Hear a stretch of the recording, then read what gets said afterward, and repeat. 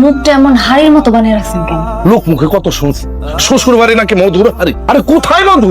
এই বাড়িতে পাটি সালাম দিলেও তো এক ফোঁটা মধু পাওয়া যাবে। কি কইতাছেন? আমার বাবার নাম হইতাছে মধু। হাড়ি তো আমাকে রান্না করে এতগুলা কইরা একসাথে আমাকে বাড়িতে দুইটা জিনিস পাবেন, মধুও পাইবেন, হাড়িও পাইবেন। আমি সেই কখন আসছি আর আমারে খাওন দিল কি? ভাত দুটা আর দুটা আন্ডা। আরে জামাইরে কোনোদিন আন্ডা খাওয়ায়? আমার যদি মান সম্মান থাকতো তাহলে তো আমার এই ডিম দিয়ে ভাত খাওয়াইতো না। আর যে বাড়িতে আমার মান সম্মান নাই সে বাড়িতে আমি থাকবো না। কি করতেছেন? একটু আস্তে কথা কন। পাশের রুমে মা আর বাবা আছে, তারা যদি কোনোভাবে শুনতে পারে ওনার কিন্তু মনে খুব কষ্ট পাইবো। আর এমনি তো মা তো কইছি আপনার জন্য মাংসের ব্যবস্থা করে দিব। তোর মারে যা কো আমার এখন মাংস হয় না। আমি কাঁচা মাংস খামু, আমার রাইন্দা দেওয়া লাগবো না। কিন্তু এই সময় মাংসের ব্যবস্থা কেমনে করব? আমি কেমনে জানি মাংস থেকে ম্যানেজ করবো? তুই কি এখন যাইবি? আপনারা বারবার করে আমি কইলাম যে একটু বাজারে যান, নতুন জামাই আইছে, বাজার বুজার কিছু কইরা নিয়ে আসেন। হ্যাঁ, নতুন জামাইরে এখন অপমান করলেন। কিসের জামাইয়ের অপমান করলাম? আমি তো তার জামাই হিসেবে দেখি না। জামাই মার নিজের ছেলে, তার নিজের সন্তানের মতো দেখি। মানব মানের প্রশ্ন আসতেছে কেন আমি কিছু বুঝলাম না। বাজারে গেছি, বাজারে দুইটা ডিম আনছি, মানে দুইটা মুরগি আনছি। হ্যাঁ, মুরগি দুইটা তো জামাই খাইবো না, কেউ তো ওটা খাই বেলাইছে।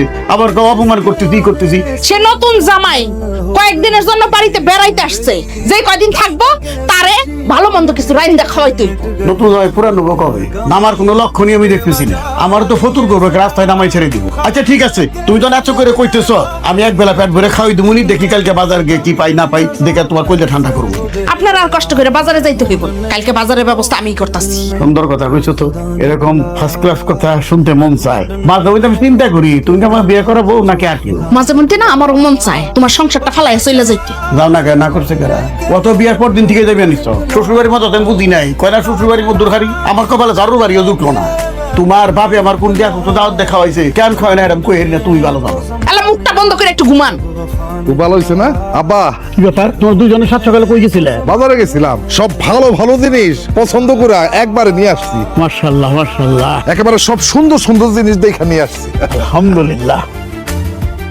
আব্বা বাজার যা করছি সব আপনার টাকায় করছি। ভালো করছো। কি কইলি? টাকা পাইলি কই? কেন আব্বা? আম্মাই দিছে। ওই হারাম দাদিরে তালাক দিয়ে যদি বাড়ি থেকে আমি খেতে দেখে ভালো কথা। কয়টা খরচ করছো? বেশি না আব্বা, সব মিলে মাত্র 1000 টাকা। 1000 টাকা? আমার টাকা মানে 1000 টাকা খরচা করতে গেলে কিসের জন্য? মাছ মাংস খাচ্ছ কিসের জন্য? দুইটি মাল লইতো না? আসমা লাঠিয়ে বাড়ি যাওয়ার মাথাটা ফাটিয়ে তুই আলাদা করে ফেলাও। আব্বা এটা আপনি কি করলেন? আমি আপনার নিজের পোলা, আরে আপনার মেয়ের জামাই বাড়িতে আছে, তার লাগে বাজার করবো না? তোর মেয়ের জামাই গোষ্ঠী কি লাই? এখন তো নিজের গোষ্ঠী নিজেরই কি লাইতে মন চাইতেছে। মেয়ের জামাই এসে লাট সেবা হেন কে? তুই বাইর থেকে বাইরে, তুই ফুলা নামের কলঙ্ক, তুই বাইর থেকে বাইরে। তোর আমার মুখ দেখতে ইচ্ছা করতো, বাইর থেকে বাইরে। আব্বা বাড়িতে বাইরে মানে আমি কই যাবো? কই তবে আমি কি জানি? মামু খালু আছে না, দোস্তানের বাড়ি আছে না, হেন যা যা কইতেছি তো। আজকে তুই ওর পোলা না, যা। ওদের তো খাওয়ান বন্ধ আজকে, যা।